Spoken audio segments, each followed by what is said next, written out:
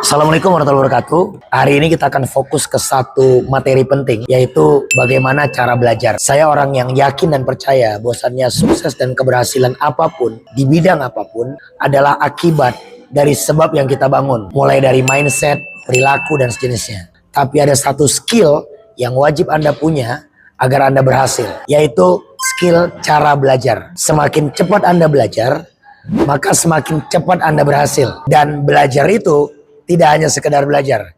Ada strategi khusus agar Anda menjadi orang yang fast learner, cepat belajar, cepat memahami. Dan pemahaman itu bisa Anda langsung eksekusi di kehidupan Anda. Kali ini kita akan belajar 6 step bagaimana cara belajar yang efektif. Cara belajar orang itu beda-beda dan kita harus memilihnya. Dan pastikan nyaman untuk kita. Dan yang paling penting, jangan berhenti.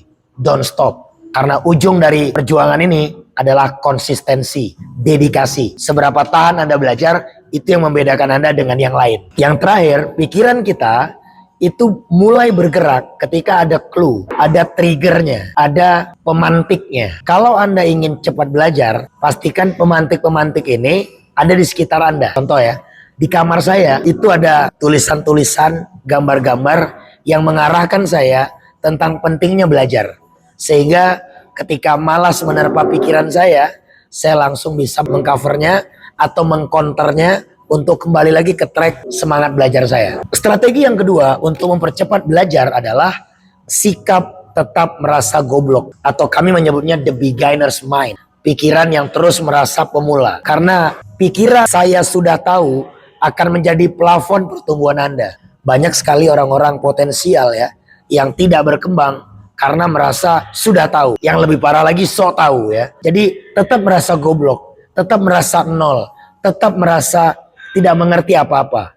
Salah satu filsuf bilang, ketika aku mulai belajar, aku baru tahu aku tidak tahu apa-apa. Jadi sikap merasa goblok ini penting ya, agar kita terus merasa lapar, terus merasa ingin belajar karena kita tidak mengerti apa-apa. Dan memang kenyataannya kita ini sebenarnya adalah debu di tengah candra di muka ilmu yang Allah sudah kasih ke seluruh umat manusia. Makanya jangan merasa sudah tahu. Kita harus merendahkan hati dan pikiran untuk merasa nol. Sehingga kita semakin terbuka, mindset kita makin terbuka, dan kita menerima banyak pelajaran-pelajaran yang sifatnya itu datang dari banyak tempat. Bisa dari teman kita, bisa dari kamera ini, bisa dari apapun yang ada di sekitar kita. Itu strategi yang kedua, the beginner's mind. Yang ketiga, teman-teman, tujuan belajar dan proses belajar harus fit, harus ketemu dia. Banyak orang tujuan belajarnya terlalu tinggi, tapi dia nggak mau bayar prosesnya. Nggak bisa. Kalau target dari belajar Anda adalah 100 juta dalam bisnis ya, atau 1 miliar, ini perilakunya berbeda. Kalau 1 triliun beda lagi gitu. Nah, kita suka tidak adil. Prosesnya mau sedikit, tapi impact dari pelajaran tadi mau besar. Nah, itu nggak boleh. Harus fit. Orang yang ingin mendapatkan hasil lebih, porsi belajarnya harus tinggi. Dan prosesnya sudah pasti tidak biasa. Bisa jadi sampai tengah malam, sampai subuh gitu. Saya melihat banyak orang-orang sukses belajarnya gila-gilaan. Dia bisa baca buku atau bongkar informasi itu sampai pagi gitu. Karena dia punya target yang besar. Kecuali targetnya kecil gitu. Kita ini suka naif. Target sama perilakunya nggak ketemu. Tugas kita adalah membuat target dengan prosesnya fit. Ini baru adil deh. Yang keempat, dalam belajar tantangannya ini adalah ini. Mengatasi rasa malas. Sebenarnya orang yang malas itu orang yang tidak mengerti dua hal. Tidak mengerti tujuan dan tidak mengerti sistem. Jadi kalau Anda mau meredam malas, itu dua. Miliki tujuan yang jelas dan turunkan menjadi sistem. Sistem itu kayak begini. Kalau misalnya Anda mau belajar 1 hari 2 jam, dari jam 9 malam sampai jam 11 misalnya nih. Anda harus melakukan itu menjadi sistem. Tahu sistem? Suka dan duka tetap dijalani. Mau nyaman tidak nyaman tetap dilakukan. Nah, sistem ini yang kita kejar. Sehingga kemalasan bisa kita tekan. Tujuan yang jelas dan sistem yang kita bangun itu akan membuat kemalasan hilang. Motivasi akan berubah menjadi dedikasi. Itu strateginya.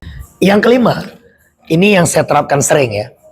Cara belajar efektif itu adalah just in time learning. Belajar di saat butuh ini akan membuat Anda menjadi orang yang efektif. Karena kita sama-sama tahu waktu kita terbatas.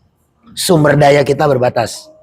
Nah, kemampuan kita untuk belajar sesuai dengan keperluan akan membuat pembelajarannya makin efektif. Makin tajam dia. Hari ini misalnya, saya lagi kepengen memperdalam digital marketing. Saya langsung buat sistemnya. 3 bulan targetnya apa, 1 tahun targetnya apa. Saya mau belajar saham. 6 bulan targetnya apa, 1 tahun targetnya apa. Sesuaikan dengan posisi kita dan sesuaikan dengan kebutuhan kita. Agar waktu dan sumber daya itu bisa pas gitu. Bisa tepat dia. Karena pola ini. Just in time learning. Yang keenam adalah CTA. Atau call to action. Pembelajaran kita akan efektif jika sebisa mungkin kita melakukannya. Dalam hal ini adalah mengajar.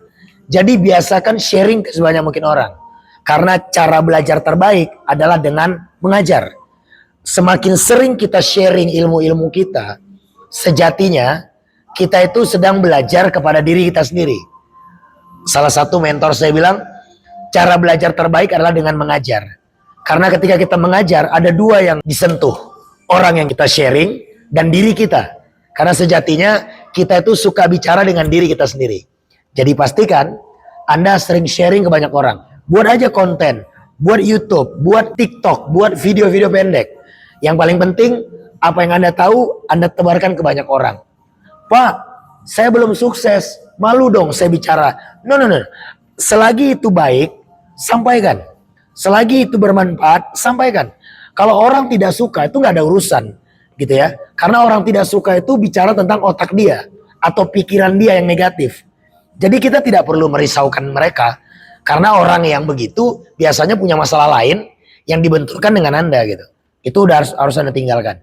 Pede aja sharing ke banyak orang, yang nonton 10 orang, 5 orang, nggak apa-apa. Tapi yang paling penting Anda belajar kepada diri Anda sendiri.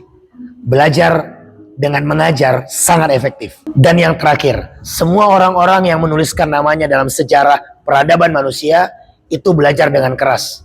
Mereka menerima derita fisik untuk membasuh jiwa, agar jiwanya bersih dan jiwanya fokus untuk mencari dan menggali kekuatan yang Allah takdirkan untuk dia. Ayo, belajar apa Anda hari ini? Pastikan Anda bertumbuh 1% satu hari. Dan itu lebih keren daripada menghabiskan waktu untuk urusan yang Anda tidak mengerti urusannya. Dan tentunya itu bukan urusan Anda. Terima kasih, terus belajar. Wassalamualaikum warahmatullahi wabarakatuh. Thank you.